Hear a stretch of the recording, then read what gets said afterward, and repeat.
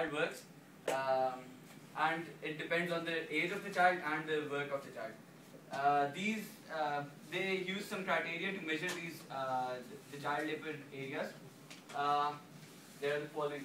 As you can see, ages from 5 to 11. If they do 28 hours per week, they are regarded as child labor. That is very much. And if the child is from 12 to 14, 28 hours of domestic work again, and if he or she ranges in the age of 15 to 17, 43 hours of domestic work, which is very destructive. Alright, I'll just state a basic fact now. An estimated 158 million children aged 5 to 14 years are engaged in child labor right now in 2011. That is 1/6 in the world. So every sixth child you meet is working around 28 to 43 hours a week. Alright. Child labor contains very hazards, different hazards and disadvantages. So small children have to work in mines. They have to work with chemical and pesticides in agriculture. They need to work with dangerous machinery. They need to work as domestic servants and sometimes laborers in workshops. Alright, I'll be moving on to hazards of child labor now. There are 3 types of hazards: physical hazards, cognitive hazards, and emotional, social, and moral hazards. So I'll start with physical hazards. Physical hazards are when, if for example, a child works in a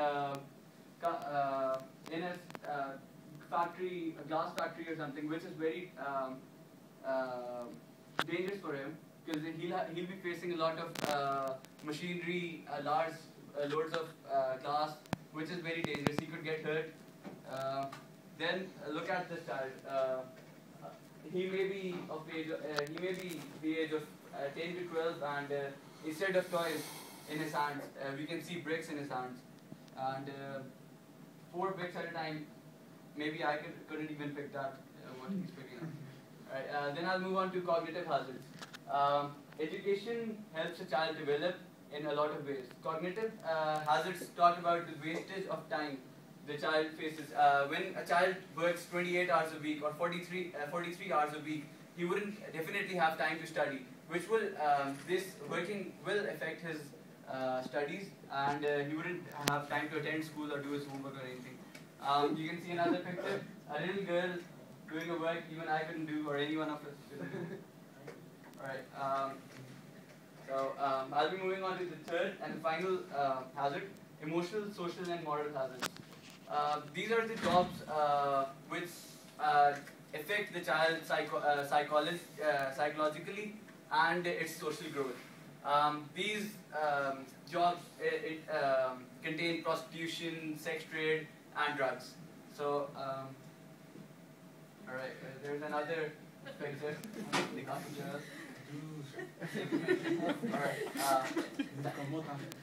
Now we'll move on to the causes of child labor. Why child labor occurs. So, first of all, I would like you people to listen to dependency ratio in families. The most senior and the most serious listener.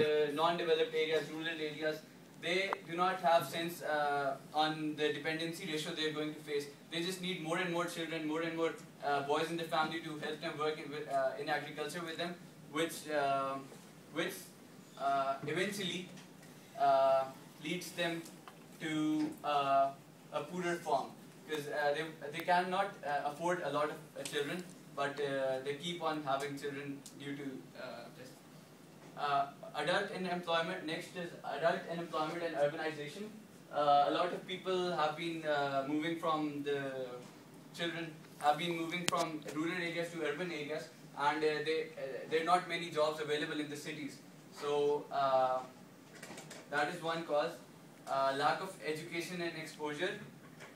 Parental illiteracy. Parental illiteracy again refers to the dependency ratio. The parents, they're not educated about how important is education and how important it is for the child to go to school and study. You can see in the picture below a father handing over work to her daughter, and instead of she going to school, she's working with the father. Poverty is the main cause of child labor because a lot of people cannot even afford their children to go to school. So that is one cause. Alright, here's another example. Iqbal Masih, this young talent from Pakistan. His parents sold him to a factory for just $15. And they actually took a loan of $15 and they couldn't repay it. So they sent their child to work there.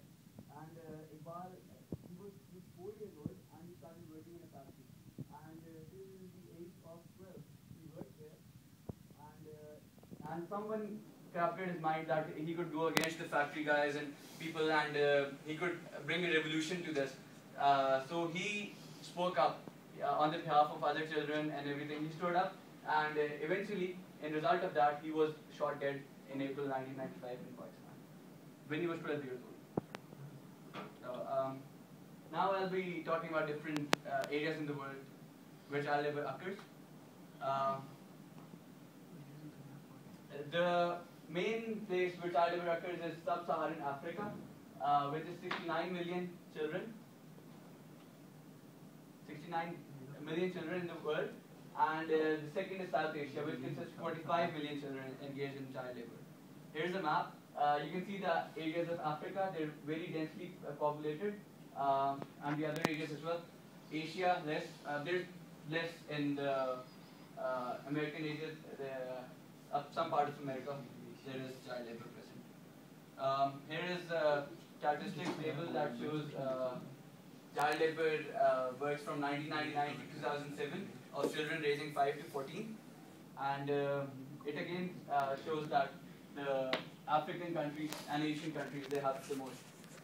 These are the differences. So that's about it. Thank you. Thank you.